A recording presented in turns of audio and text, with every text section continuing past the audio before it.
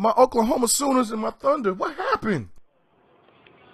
You can't exercise that problem no more, huh? Damn, cuz is leaking. Oh, shit. You gotta split niggas from boxing, nigga. Hey, you wanna go around too? What's happening, YouTube? It's K-Mega405 live from the 405, where I'm just your regular gamer talking to the intelligent gamers out there.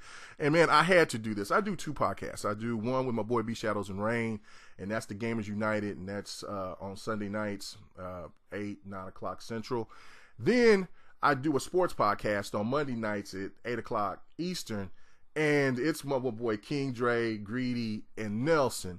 So I'm going to get fired up tonight. I already know, you know what I'm saying? Thank you, Villanova, for spanking my Sooners ass and then sending us from Houston across the Red River holding our ass cheeks. It was a beating. And then somehow that nastiness lingered somewhere in Houston, and the Thunder lost a game that they should have won by whack-ass the Houston Rockets. Oh, God, it was just a sickening weekend. But anyway, let's talk about some video games.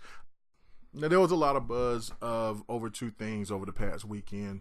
One was there was some critics that was giving Quantum Break a low score. And two was what Phil Spencer said about an upgradable Xbox One. And I want to start off with the Xbox One thing. Phil Spencer, you know, a lot of people can't stand some of his decisions that he's made. And they think that, you know, some people even think that he should be fired, especially with the whole integrating PC with the Xbox One and how, you know, Microsoft can't be trusted and Phil lied to the gamers and all that garbage. And I've been wholeheartedly behind Phil Spencer on everything that he's done. The one thing that I did not like is about Lionhead Studios, and they get rid of Fable Legends. I thought Fable Legends actually should have came out, but as not as a premiere to Fable. It should have just been like a side thing, and then advertised that they're working on a Fable game, and then until then that they would bring Fable Legends. I thought that would be perfect. So there's not everything that Phil does that I agree with. On this one, I'm 100% behind him. Case in point is because it doesn't matter what Xbox do this generation, they're always going to get scrutinized. This generation, they're always going to get scrutinized for whatever they do. Anything that was not 2013, it gets overlooked and overshadowed. This generation, PlayStation's the darling. The media is behind PlayStation. It's the hot item. Commercials are all over the place. It's just one of those things. Now, Xbox, should they have gone this other way? Yeah, but you know what I'm saying? The damage is already done. So why make an upgrade for only more people to say that they're desperate, they're trying to catch up, they only got 16 million consoles sold. If you ever look at what the 360 is sold in this time right now, and the X1 is doing better than that, they're doing fine. They have the best exclusives. They have they've made more money off of their exclusives. You know, Halo 5 don't get enough credit. Halo 5 is only on one platform, and it out-earned The Division in its first week by over 100 million. That's bananas. That's crazy. But nobody talks about that. Free DLC. You know, people compared Call of Duty to Halo, and Halo is a exclusive? Come on now. You know what I'm saying? There's so many things that the Xbox has done right after the debacle. It's just one of those things to where people don't want to believe that the X1 is the better console, and it is. And if you want to decide it off of resolution, then I don't know what to tell you.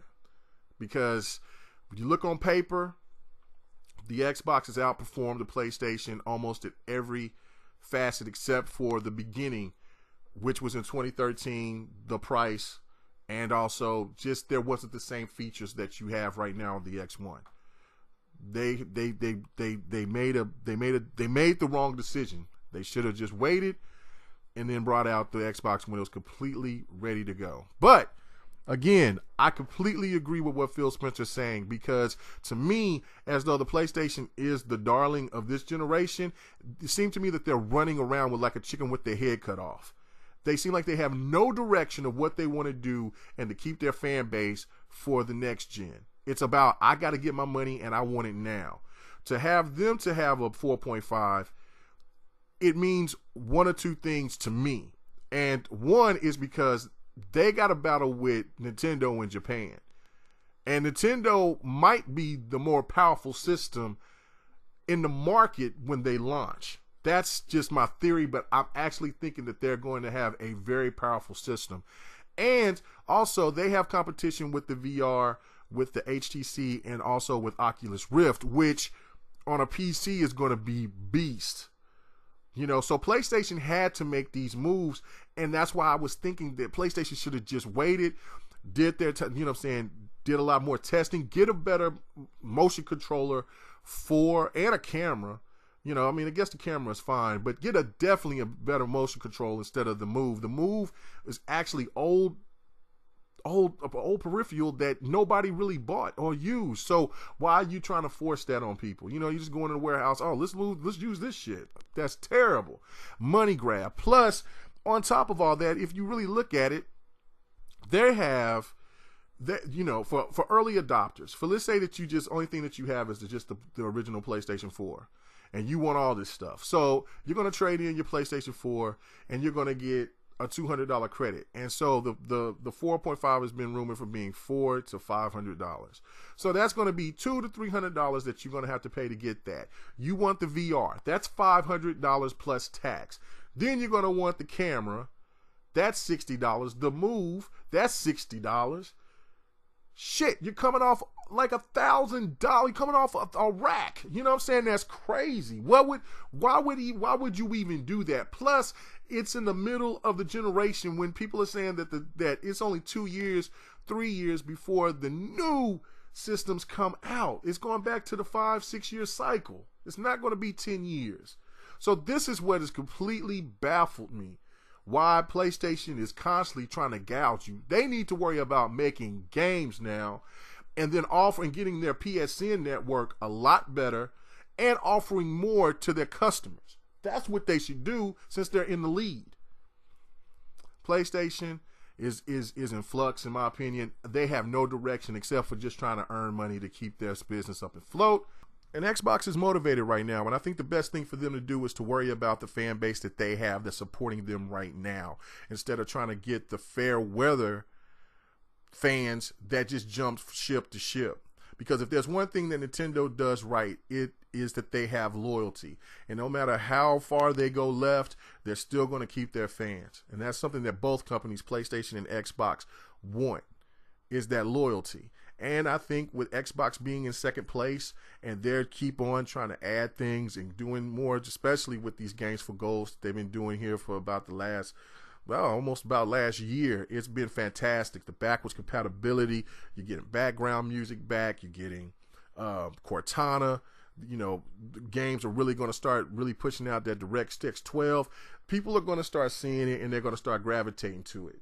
So let's not worry about trying to make this stupid power. The new systems will be here before we know it.